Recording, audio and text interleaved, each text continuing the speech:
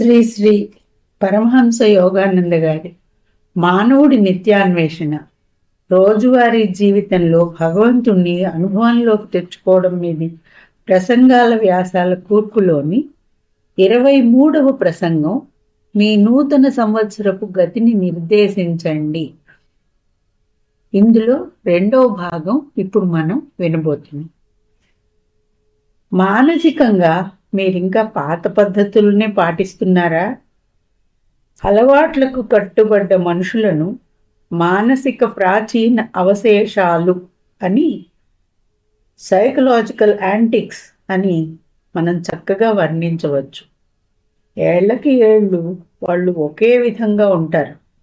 వాళ్ళు అవే పాత విషయాలు చెప్తారు, అవే పాత పనులు చేస్తారు. వాళ్లతో కొద్దిగా మాట్లాడి చూడండి, వాళ్ళు తర్వాత ఏం అనబోతున్నారో ఖచ్చితంగా మీరు ఊహించగలరు. విశ్లేషణ అనే అద్దం ముందు నిలబడి మీరు మానసికంగా పాత పద్ధతులనే అవలంబిస్తున్నారా అనేది చూడండి. చాలామంది అలా చేస్తున్నారు. కానీ మీరు అలాంటి వాళ్ళు ఎందుకు కావాలి? మీ అలవాట్లను మార్చుకోండి. వ్యతిరేక మనఃప్రవృత్తులను వదిలేయండి. ప్రతిరోజు మెరుగవడానికి ప్రయత్నించండి. జనాలని ఇలా అననివ్వండి, ఆయనలో ఎంత అద్భుతమైన మార్పు వచ్చింది.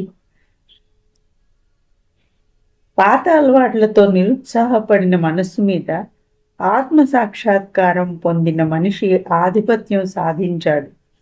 యేసులో అలాంటి ఆధిపత్యాన్ని గుర్తించి ఆయన్ని అరెస్టు చేయడానికి పారసీలు పంపిన అధికారులు ఆయన ఆత్మవిశ్వాసం చూసి ఆశ్చర్యపొంది తిరిగి వచ్చి ఇలా అన్నారు, ఈ మనిషి మాట్లాడిన విధంగా మరే మనిషి మాట్లాడలేదు.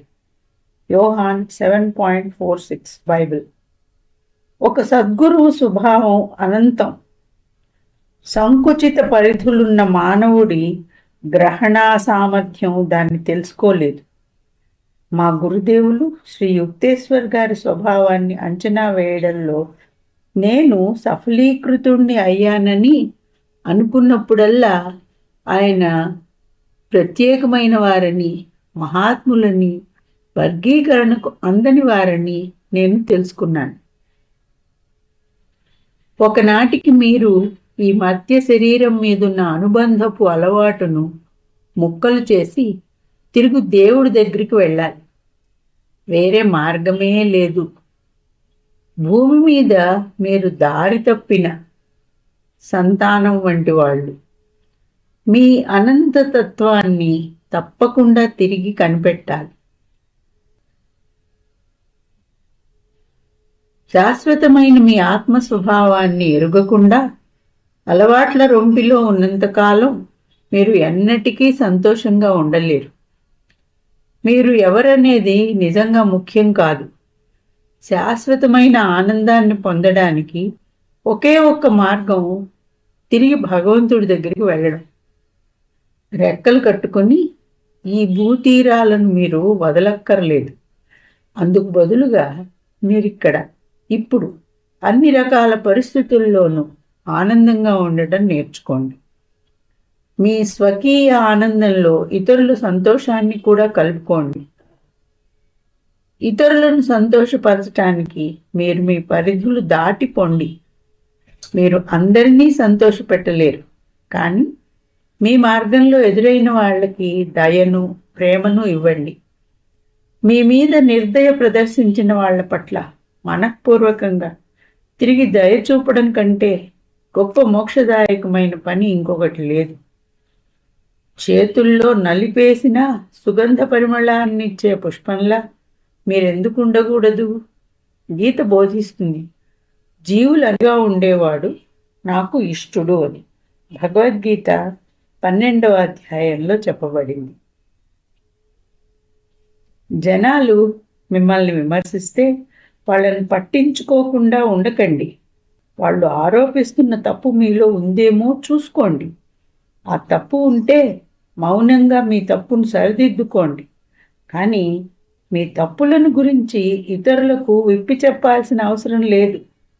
తరచుగా అది తెలివి తక్కువతనం అవుతుంది. వాళ్లకు మీ మీద కోపం వచ్చినప్పుడు వాళ్ళు నిర్దయగా మీ ముఖం మీదే బెదిరింపుగా ఇంతకుముందు మీరు తప్పు ఒప్పుకున్న మాటలే అంటారు. దైవ సాక్షాత్కారం పొందిన ఆధ్యాత్మిక ఆచార్యునికి లేదా గురువుకు మీ లోపాలు చెప్పవచ్చు. కానీ మీకు సహాయం చేయలేని వాళ్ళకి మీ తప్పులను చెప్పకండి. వాళ్ళు సాయానికి బదులుగా మీ తప్పులను ఇతరులకు ప్రచారం చేసి మీకు హాని చేయవచ్చు. ఒక దివ్య శక్తి ప్రవాహం. మంచి మనుషులతో కలవడం నేర్చుకోండి. ఇక్కడికి వచ్చిన మీలో చాలామంది ముఖాలు ఎంతో ఆధ్యాత్మికంగా అయ్యాయి. మీరు నాతో ఎంత ఎక్కువ అనుసంధానంలో ఉంటే చిన్న చిన్న విషయాలను గురించి అనవసరమైన సర్దు చేయడం మానుకుంటే మీరు అంత మెరుగ్గా అవుతారు. ఒక నిలకడ అయిన దివ్య శక్తి నీలోకి ప్రవహిస్తుంది. ఎందుకంటే మహాత్ములు నన్ను ఇక్కడికి పంపారు. నేను పోయిన తర్వాత ఈ సత్యపు గొప్ప బలమైన ప్రభావాన్ని మీరు తెలుసుకుంటారు. వాళ్ళ ఉపదేశాన్ని అందజేయడానికి మాత్రమే నేను ఇక్కడ ఉన్నాను. కొద్ది కొద్దిగా ఈ మార్గాన్ని అనుసరించే నిజమైన అనుయాయులలో ఆధ్యాత్మికమైన మార్పు వస్తుంది. వాళ్ళ ప్రభావం ప్రపంచం అంతా విస్తరిస్తుంది.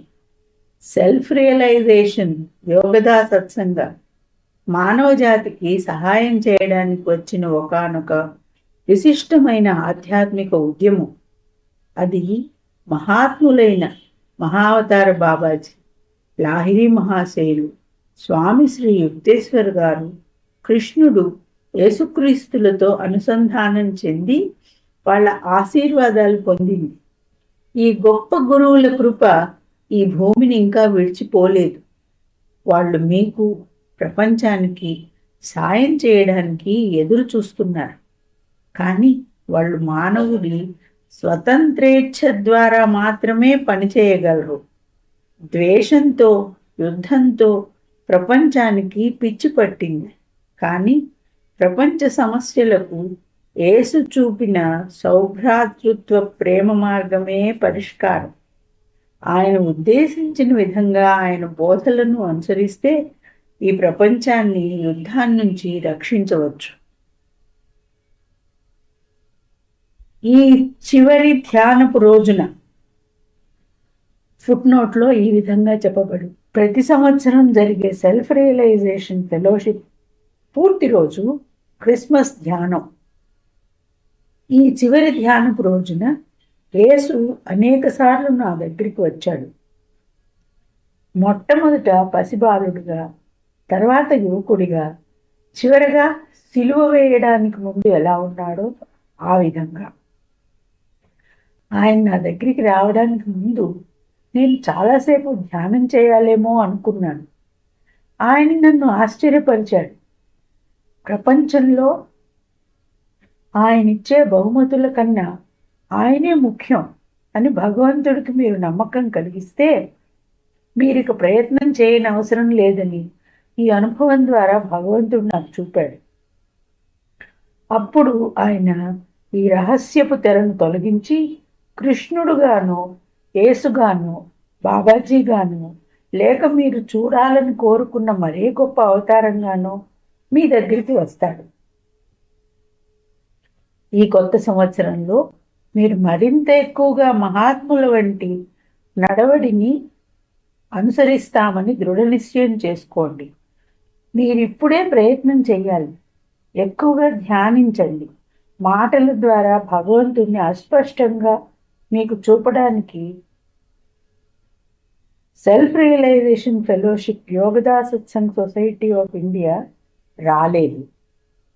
మీ స్వానుభవం ద్వారా మీరు భగవంతుడిని తెలుసుకునేలా చేయడానికి వచ్చింది.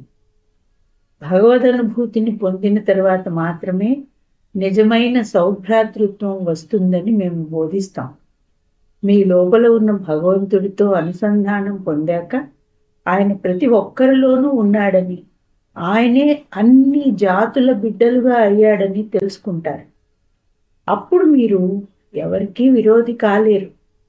ప్రపంచం యావత్తు ఆ విశ్వజనీనమైన ప్రేమతో కనుక ప్రేమిస్తే తమను తాము ఇతరుల నుంచి రక్షించుకోవడానికి మానవులు ఆయుధాలు చేపట్టాల్సిన అవసరం ఉండదు. మనం స్వయంగా క్రీస్తు మహాత్ముల మాదిరి దృష్టాంతంగా నిలిచి అన్ని ధర్మాల మధ్య, దేశాల మధ్య, జాతుల మధ్య ఐక్యతను తీసుకురావాలి. నిరాడంబరమైన జీవనానికి, ఉన్నతమైన ఆలోచన విధానానికి మనకి మనం శిక్షణ ఇచ్చుకోవాలి. ప్రతి కుటుంబము తమ ఇంట్లో ఒక చిన్న తోటను కలిగి కూరగాయలను పెంచితే మంచిది. మరింత సాదా జీవితం గడపండి. దాంతో మీరు జీవితపు చిన్న ఆనందాలను ఆనందించగలుగుతారు. మానవుడు పనిచేయడంలోనూ, తినడంలోనూ, నిద్రపోవడంలోనూ పరుగులెడుతూ తన జీవితాన్ని గడిపేస్తాడు. అతడు సాధించేదంతా అదే. మీ మనశ్శాంతిని, ఆనందాన్ని చెడగొట్టే ఎలాంటి అలవాటునైనా, పనినైనా వదిలేయండి. ఈ నూతన సంవత్సరంలో మీ మనోమందిరం నుంచి అన్ని చెడు అలవాట్ల దెయ్యాలను పారద్రోలాలని నిశ్చయించుకోండి. జీవితంలో మీరు కోరుకున్న అన్ని పనులు చేసే విధంగా యోచించండి. మీకు కావలసింది సంతోషమే అయితే దాన్ని కలిగి ఉండండి. మిమ్మల్ని ఆపగలిగేది ఏదీ లేదు. మీరు భగవంతుడి అమృతపుత్రులు. మీకు ఎదురయ్యే కష్టాలన్నీ మిమ్మల్ని అత్యున్నతమైన వాటిని సాధించటానికి ప్రేరేపించడం కోసమే ఉద్దేశించినవి. అత్యుత్తమమైన నిశ్చయం భగవంతుడికి ఎక్కువ సమయం కేటాయించడం. కొత్త సంవత్సరంలో ఏ అలవాట్లను నాశనం చేయాలనుకుంటున్నారో ఎంపిక చేసుకోండి. వాటిని గురించి మీ మనసులో దృఢ నిశ్చయం చేసుకుని మీ నిర్ణయానికి కట్టుబడి ఉండండి.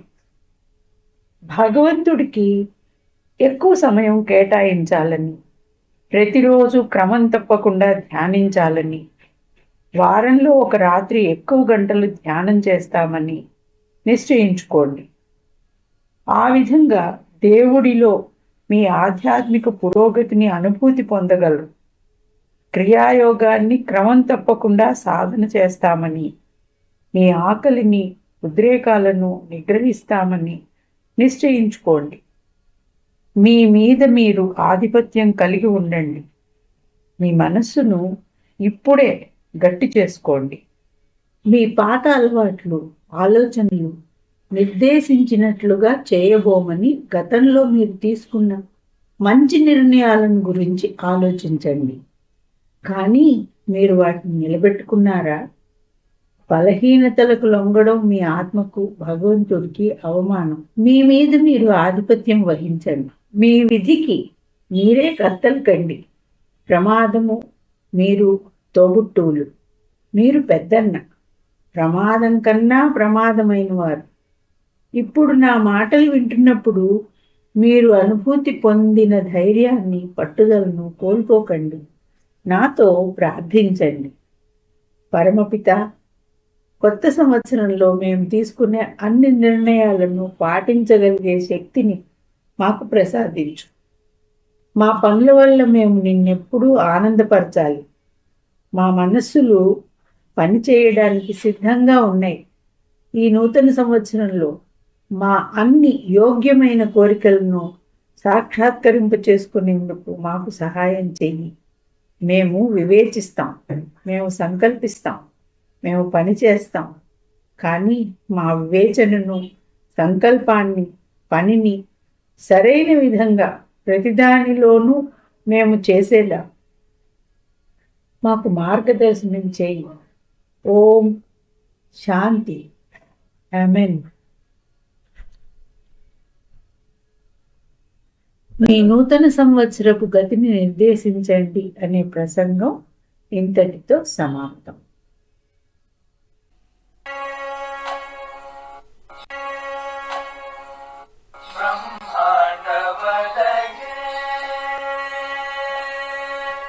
ब्रह्मांड बलये